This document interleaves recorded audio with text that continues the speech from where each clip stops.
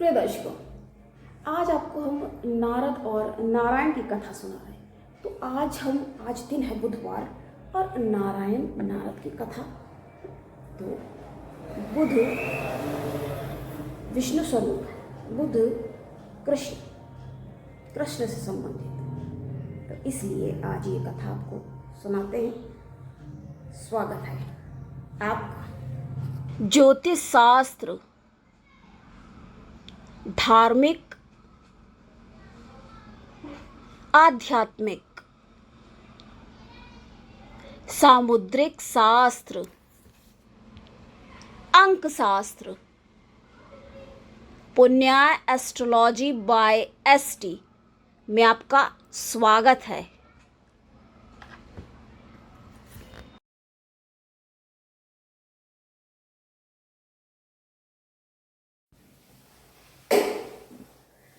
नमस्कार, जय श्री कृष्ण।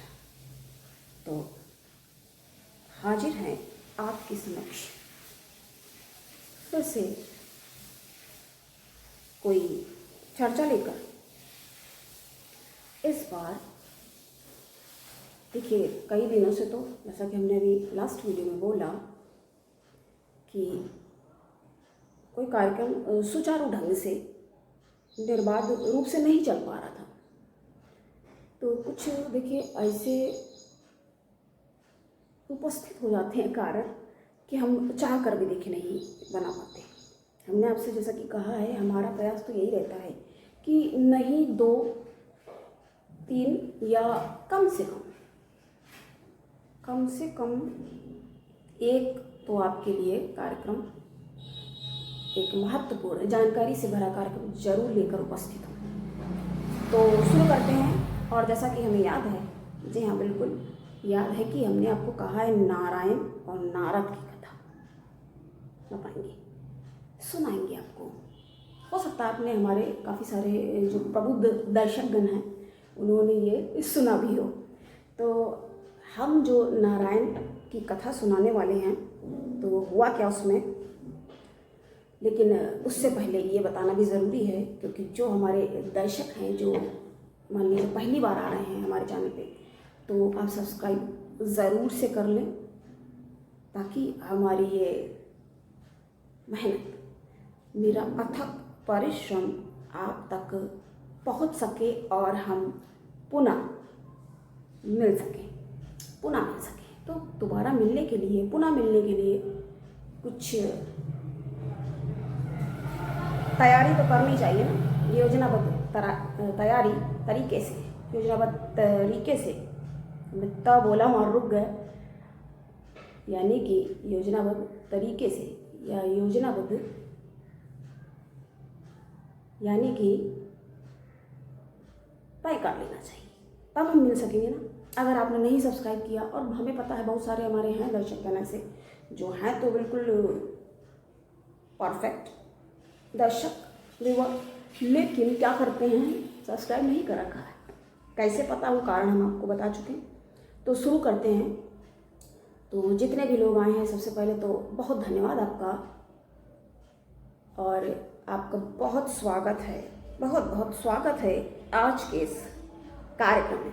तो हम आपको आज नारायण और नारद की कथा सुनाने वाले हैं। तो हुआ यूँ, क्या हुआ, एक बार नारायण जी को ये महसूस हुआ, देखिए पता चल जाता ना कि कैसा, तो उनको ये लगा कि नारद जी, ये जब उन्होंने कहा, कैसे लगा ध्यान से सुनेंगे आप। एक बार जब नारायण जी को ये लगा, विष्णु भगवान को, कि ये जो नारद है ना, ये अहंकार में ग्रस्त हो चुके हैं। जैसा कि मैंने आपको पहले बताया, अहंकार का क्या है ना, उसको, व्यक्ति को तो लगता है उसका स्वाभिमान है, लेकिन वो कब अहंकार में ग्रसित हो चुका उसको स्वयं ही नहीं समझ में आता है। तो जब समझ में नहीं आता है तो उसको लगता ही नहीं है कि कुछ है भी ऐसा।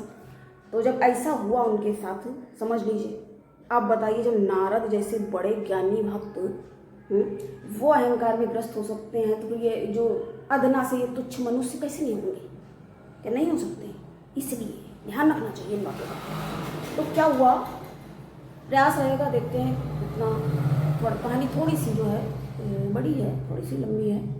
तो जब ऐसा नारायण को लगा तो उनको ये लगा कि हमारे इतने बड़े भक्त हैं ये। तो ये पता कैसे चला? पता उनको ऐसे चला कि नारद जी ये कहने लगे कि हमसे बड़ा तो कोई भक्त है नहीं विष्णु भगवान का। हालांकि वो सच भी है, लेकिन ऐसी बात कहने का मतलब क्या हुआ, है ना। तो जब उनने ये कहा कहते इनको तो भी घमंड का ये शिकार हो चुके हैं, बिल्कुल अहंकार का, और हमारे ये इतने बड़े भक्त हैं। देखिए आप बहुत ध्यान से तर्क समझिएगा। हम आपको ये कहानी क्यों सुना रहे हैं? जैसे हमने कहा है ना कि भक्त का अहंकार भगवान जो है बड़े हल्के से तरीके से तोड़ते हैं, समझा भी मतलब पूरा देते हैं। और वैसा जब कोई होता है साधारण तो इस तरीके से की बातें आती हैं सामने। तो ये जब उनको लग गया कि ये तो वो हमसे बड़ा भक्त कौन है, हमसे बड़ा कोई भक्त नहीं हो सकता, नारद ने ये कहना प्रारंभ कर दिया। जब नारद ने ये कहना प्रारंभ कर दिया था तब विष्णु भगवान जो कि उनके सर्वस्व हैं, उनके आराध्य देव, उनको चिंता हो गई उनकी। समझिए भक्त को भगवान की जितनी पूजा पाठ रहता है उतना ही भगवान को भी भक्त की चिंता रहती, चिंतन करते हैं। क्योंकि योग निद्रा में अपनी रह के आंखें बंद देखते रहते हैं, संसार को देखते रहते, संसार के रह चाहिए। तो क्या हुआ, जब ये समझ में आया तो उन्होंने सोचा कि अब इनका समय आ गया है कि इसको कैसे ठीक किया जाए, कैसे परीक्षा लेकर के कैसे क्या करना है। तो भगवान प्रभु तो प्रभु। तो जब ये लगा तो उन्हें नारद को अपने पास बुलाया।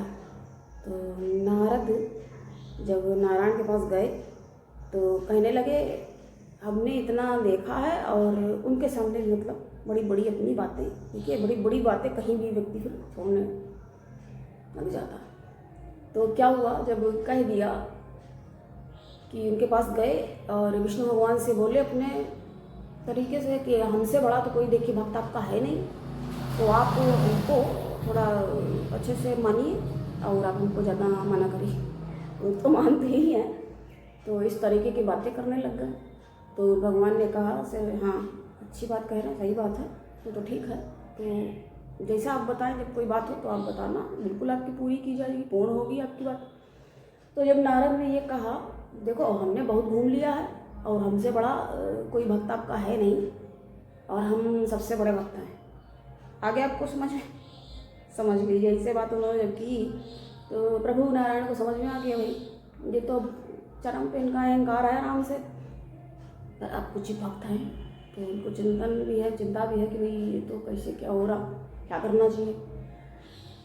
तो फिर भगवान ने कहा ठीक है जैसी जो बात हो, जाओ आप और घूम आओ, देखो आपकी क्या इच्छा है और फिर हमें बताना।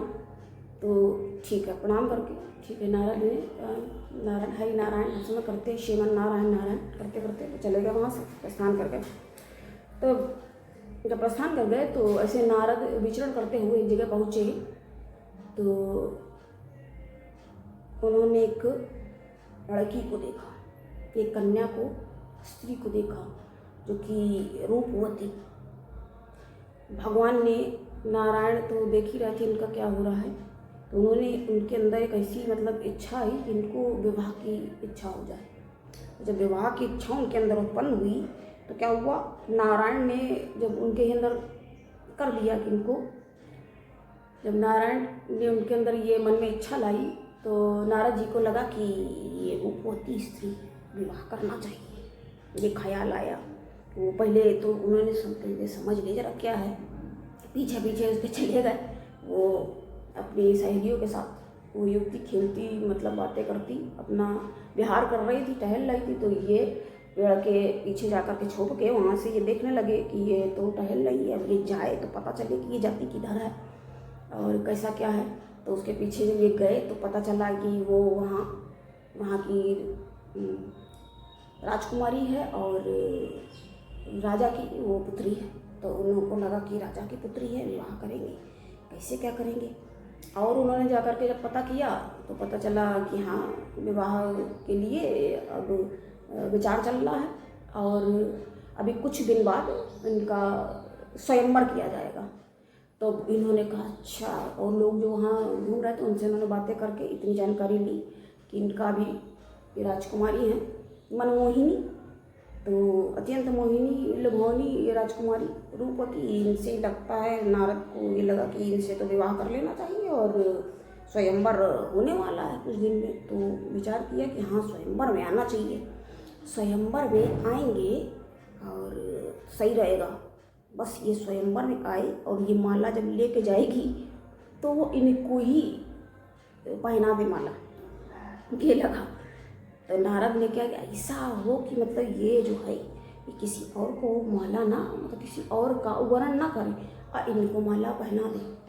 तो जब नारद को ये लगा तो नारद ने कहा हाँ हम बात तो करके आए हैं विष्णु भगवान से, नारायण के तो हम भक्त हैं, हमें क्या घबराने की आवश्यकता। आप जाके इनसे कहीं रहते कोई बात होगी तो बताना, तुम्हारी पूर्ण की जाएगी भाई। तो गए तुरंत ही भागे नारायण के पास। तो उन्होंने कहा कि ऐसी ऐसी बात है, बात करी।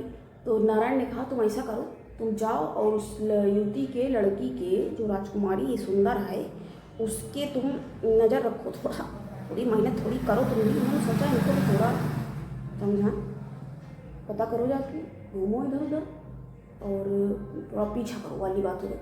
फिर देखो कि क्या उस लड़की की मनसा कैसी है, वो कैसा वर चाहती है, फिर वैसी तुम बात तो हमें बता देना, वैसा वैसा कर दिया जाएगा, तुमको उसी के अकॉर्डिंग एडजस्ट कर दिया जाएगा। तब गए ये, फिर से भागे उधर और उसी वन में पहुँचे जहाँ पे वो विहार करती थी अपनी सहेली सखियों के साथ आकर के। तो वहाँ ये जा कर के अपना घूमने लगे, इधर उधर विचरण कर रहे थे कि अब ये है और इसकी बातें थोड़ा कोई पेड़ की ओट से धीरे से छुप के सुना जाए। तो बातें कर रही थी सखियों के साथ। एक सखी ने कहा कि तुम्हारा भी स्वयंवर होने वाला है, तुम्हें किस तरह का चाहिए, कैसा वर जीवन साथी वर्ण कैसा करोगी। तो उसने हंसने लगी, वो उसकी मनमोहक मुस्कान, और ये देख रहे थे कि देखो हाँ हंस रही है भी, देखो ये क्या बताती है।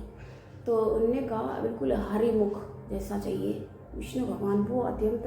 तो इनको लगा कि हरे हरे हरि तो मेरे नारायण भगवान प्रभु की बात कर रही है, हरि मुख चाहिए। तो हरिहर करते रहते ये। उन्होंने कहा ऐसी बात है तो नारायण से कहे कि जिस दिन स्वयंवर वहीं अपना आ जाएंगे। ये इन्होंने तय किया। जब ये इन्होंने कहा तो विचार किया, इनको लगा बस सारी पहेली सुलझ गई है और अब कोई चिंता की आवश्यकता नहीं है, बस आएंगे और हो जाएगा सारा जो ये चाहते हैं काम वैसा का वैसा। तो आज अब ये नेक्स्ट पार्ट में आगे की सुनाएंगे आपको। हो सकता है कुछ दर्शकों को पता ही हो, तो फिर आगे की बात हम बाद में करेंगे। और अभी आज के लिए इतना ही। जिनका भी आज जन्मदिन है उन सभी को जन्मदिन की ढेर सारी बधाई। तो फिर अपना ध्यान रखें। नमस्कार, जय श्री कृष्ण।